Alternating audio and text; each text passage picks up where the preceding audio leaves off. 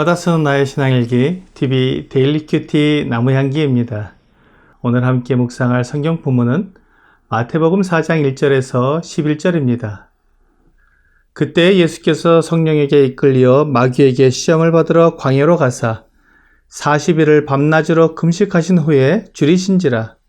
시험하는 자가 예수께 나와서 이르되 내가 만일 하나님의 아들이거든 명하여 이 돌들로 떡덩이가 되게 하라. 예수께서 대답하여 이르시되 기록되었으되 사람이 떡으로만 살 것이 아니요 하나님의 입으로부터 나오는 모든 말씀으로 살 것이라 하였느니라 하시니, 이에 마귀가 예수를 거룩한 성으로 데려다가 성전 꼭대기에 세우고 이르되 내가 만일 하나님의 아들이거든 뛰어내리라. 기록되었으되 그가 너를 위하여 그의 사자들을 명하시리니 그들이 손으로 너를 받들어 발이 돌에 부딪히지 않게 하리로다 하였느니라. 예수께서 이르시되 또 기록되었으되 주 너의 하나님을 시험하지 말라 하였느니라 하시니, 마귀가 또 그를 데리고 지극히 높은 산으로 가서 천하 만국과 그 영광을 보여 이르되 만일 내게 엎드려 경배하면 이 모든 것을 내게 주리라. 이에 예수께서 말씀하시되 사탄아 물러가라. 기록되었으되 주 너의 하나님께 경배하고 다만 그를 섬기라 하였느니라. 이에 마귀는 예수를 떠나고 천사들이 나와서 수종드니라. 오늘 본문은 예수님께서 요한에게 세례를 받으신 후에 성령에게 이끌려 광야로 가셔서 마귀에게 시험을 받으신 내용을 다루고 있습니다. 예수님께서 광야로 이끌려 가신 것이 하나님의 계획이었고 성령님이 그렇게 인도하셨습니다. 예수님은 공적으로 속죄 사역을 시작하실 때 그렇게 사람들을 구원하실 메시아로서의 자격이 있는지 시험을 받으신 것입니다. 예수님이 속죄 사역을 감당하기 위해서는 죄가 없으셔야 했습니다. 뿐만 아니라 죄의 유혹을 이기셔야 했습니다. 아담과 하와도 죄가 없었던 사람들이었지만 죄의 유혹을 이기지 못하고 범죄했습니다.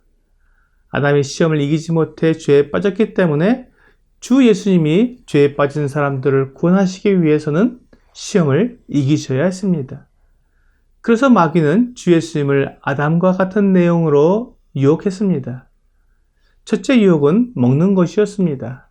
뱀이 하와에게 처음 물은 것이 하나님이 참으로 너희에게 동산 모든 나무의 열매를 먹지 말라 하시더냐였습니다. 금지된 열매를 먹으라는 것입니다.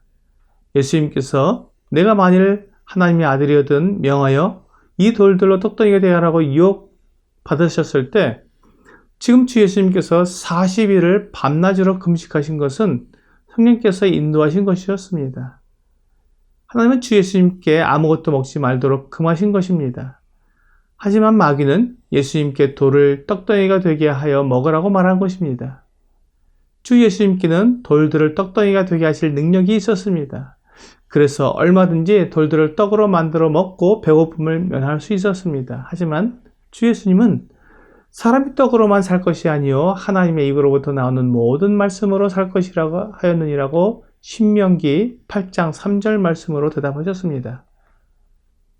생명은 하나님의 말씀으로 유지되는 것이지 떡이 유지시켜주는 것이 아니라는 말씀입니다. 우리는 생명을 위해 세상과 타협하고 먹기 위해서는 무슨 일이든지 하는 모습을 보여줍니다. 하지만 그렇게 한다고 우리의 생명이 유지되는 것은 아닙니다.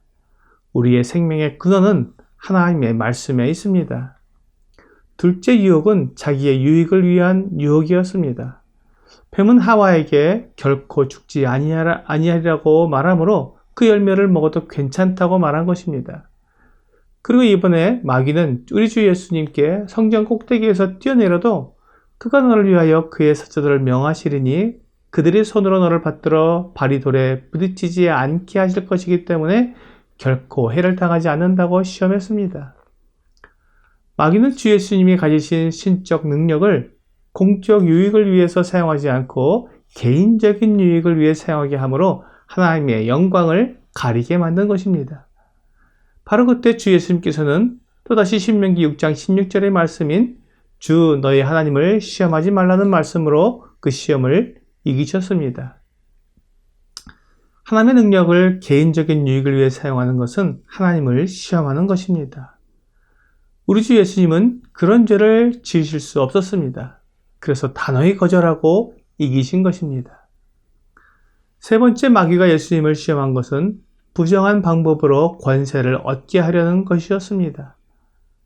뱀은 하와에게 선악을 알게 하는 나무의 열매를 먹으면 너희 눈이 밝아져 하나님과 같이 되어 선악을 알 줄 하나님이 아심이라고 유혹했습니다. 하나님이 금하신 일을 함으로 하나님처럼 된다는 유혹은 아담과 하와가 거부하기 어려운 유혹이었습니다. 마귀는 주 예수님께 똑같은 방법을 사용했습니다. 마귀는 주 예수님을 지극히 높은 산 꼭대기에 데리고 가서 천하 만국의 영광을 보여주며 자기에게 엎드려 경배하면 그 모든 것을 주 예수님께 주겠다고 유혹했습니다. 우리 주 예수님은 사람들의 죄를 용서해 주심으로 만국의 주인이심을 나타내야 했습니다.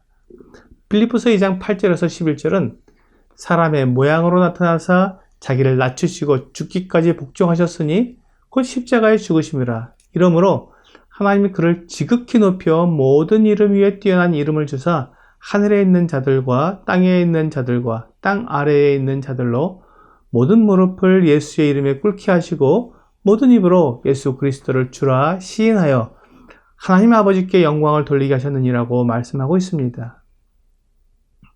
우리 주 예수님은 십자가에 죽으심으로 하나님의 모든 계획을 이루시고 하나님께 영광을 돌리심으로 하나님께서 예수님을 지극히 높여주실 것입니다.